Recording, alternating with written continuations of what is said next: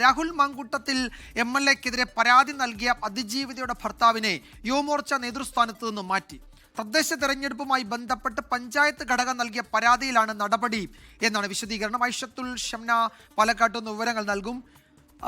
ഷംന, ഇത് ഇപ്പോഴത്തെ ഒരു സാഹചര്യത്തിൽ പാർട്ടി എടുത്ത എന്തെങ്കിലും നടപടിയാണോ, അതോ ഈ തദ്ദേശ തെരഞ്ഞെടുപ്പുമായി ബന്ധപ്പെട്ട് തന്നെ പഞ്ചായത്ത് ഘടകം ഒരു പരാതി നൽകുകയും അതിന്മേൽ ഉണ്ടായിരിക്കുന്ന ഒരു സ്വാഭാവിക നടപടിയുമാണോ? എന്താണ് ഈ ചർച്ചകളുടെയൊക്കെ വിവരങ്ങൾ?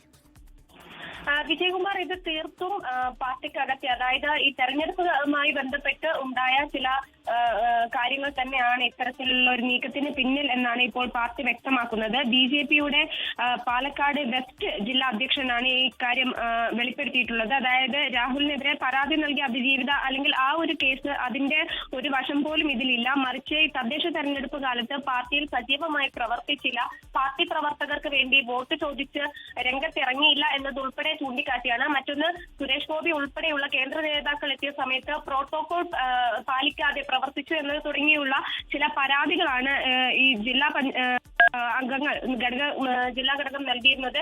ഇതിന്റെയൊക്കെ പശ്ചാത്തലത്തിലാണ് ഈ നടപടി എന്നാണ് ഇപ്പോൾ ഈ വെസ്റ്റ് ജില്ലാ അധ്യക്ഷൻ വ്യക്തമാക്കിയിട്ടുള്ളത്. വിജയകുമാർ, യുവമോർച്ചയുടെ നേതൃസ്ഥാനത്ത് നിന്നാണ് അദ്ദേഹത്തെ, ജില്ലയിലെ നേതൃസ്ഥാനത്ത് നിന്നാണ് മാറ്റിയിരിക്കുന്നത്. തദ്ദേശ തെരഞ്ഞെടുപ്പുമായി ബന്ധപ്പെട്ട് അവിടെ പഞ്ചായത്ത് ഘടകം ഒരു പരാതി നൽകിയിരുന്നു. ആ പരാതിയിൽ വസ്തുതയുണ്ട് എന്നതിന്റെ അടിസ്ഥാനത്തിലാണ് ഈ നടപടി. അതിന് മറ്റു കാരണങ്ങളൊന്നുമില്ല എന്ന് പാർട്ടി നേതൃത്വം വിശദീകരിക്കുന്നു. ഐഷത്തുൽ ഷംനയാണ് വിവരങ്ങൾ നൽകിയത്, പാലക്കാട്.